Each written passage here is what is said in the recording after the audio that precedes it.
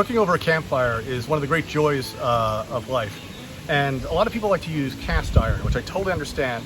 It's durable, it's awesome, it's heavy. If you wanted to lighten your load, but you still wanted something you could use to cook over a campfire, may I suggest the humble wok.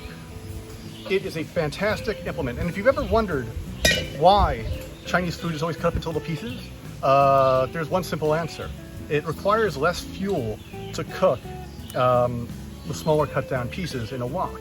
Like if you're gonna roast a chicken or a pig or something like that, like in Western tradition, you need massive amounts of wood.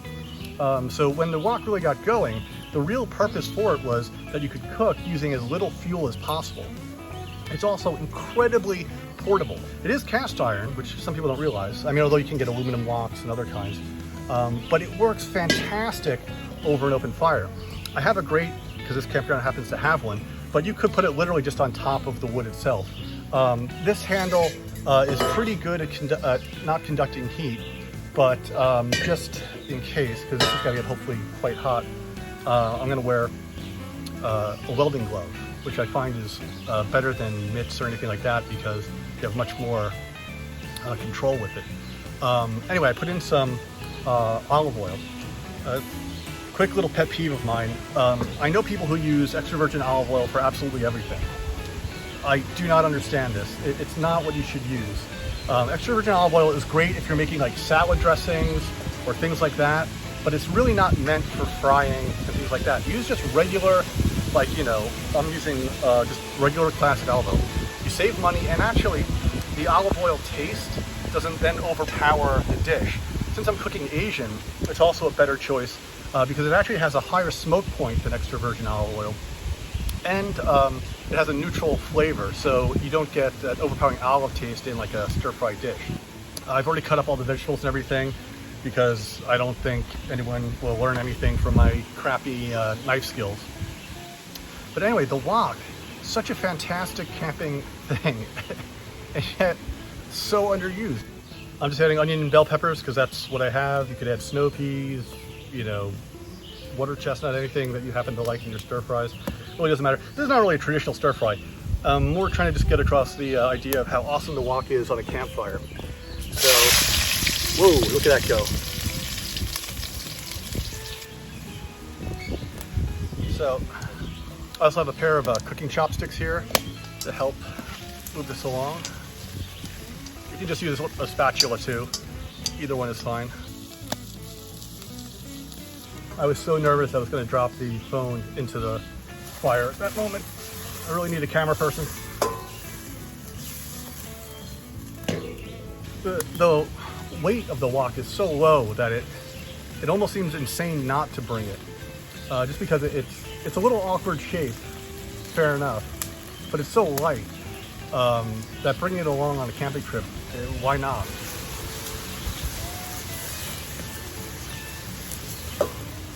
All right, the veggies are softened enough. I'm gonna add some chicken. It's just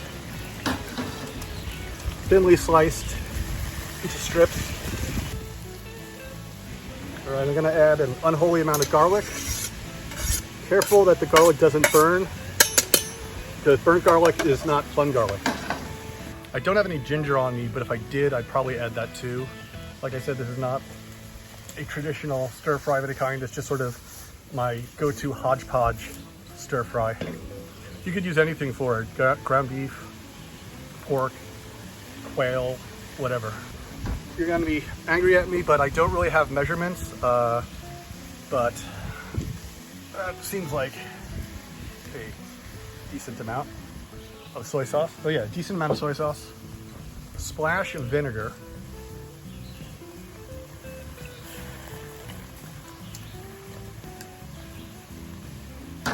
Put in some black pepper.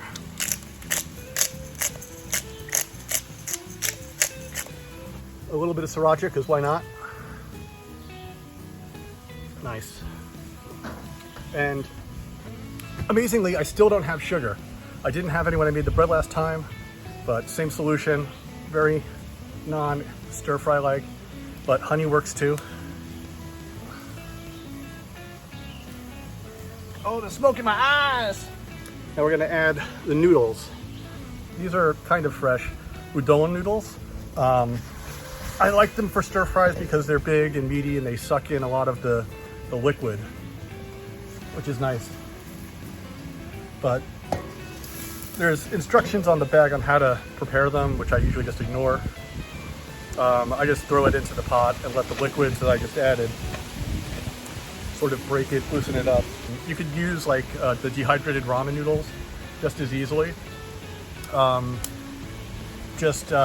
You know, prepare them a little al dente before you add them, or add them just at the very end. But that would be fine too. There's no reason to be overly fancy with this. You know, it's funny, I lived in Japan for 13 years and I rarely ever cook Asian food at home there because there were so many amazing restaurants where I could get much better versions of anything I might make at home. So I always made Western food at home.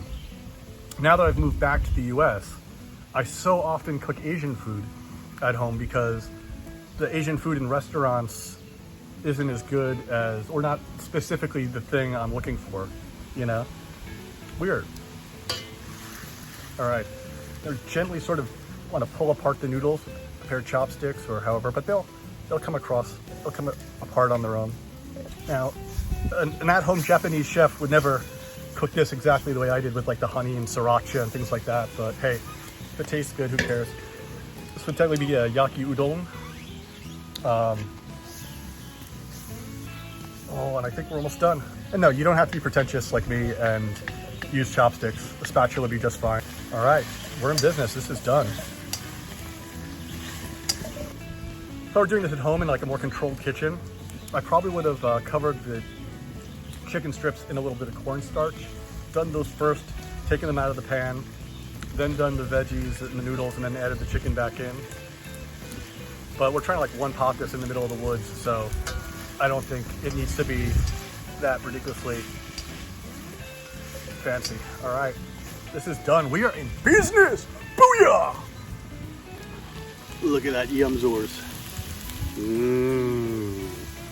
Tasty, YouTube, tasty. Ooh. I'm gonna dig into this, but the wok, it is the perfect implement for campfires. That's why the Chinese have been using it for thousands and thousands of years. And you could do all sorts of things with it. You could do scrambled eggs in it, you could do soups even. It's the cast iron that people forget about, but it's the one that makes the most sense for a camping environment. Anyway, thank you guys for watching. I think my next video coming out will be me in New Hampshire and I think Maine after that, possibly. I don't know.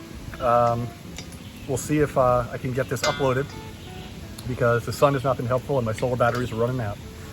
All right, time for me to shut up and eat. Later, YouTube.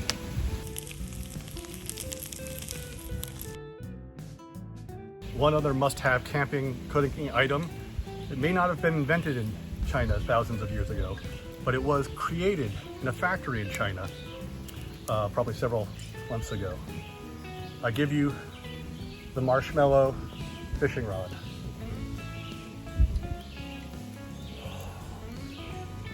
Check this bad boy out.